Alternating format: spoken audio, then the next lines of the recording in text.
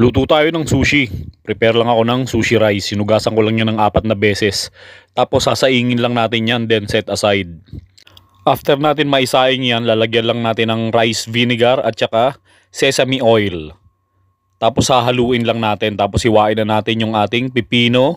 Maghihiwa tayo ng avocado. Prepare na rin yung ating crab meat at yung ating pickled radish. Tapos yung rice, lalagay na natin yan sa ating seaweed sheet or yung tinatawag na nori sheet. I-roll lang natin kung ano yung gusto nating ingredients doon sa loob ng sushi. Then yung ating rice or yung kanin, bubudbura natin ngayon ng ating white sesame and black sesame seeds. Ganyan lang kasimple. Halika, kain tayo.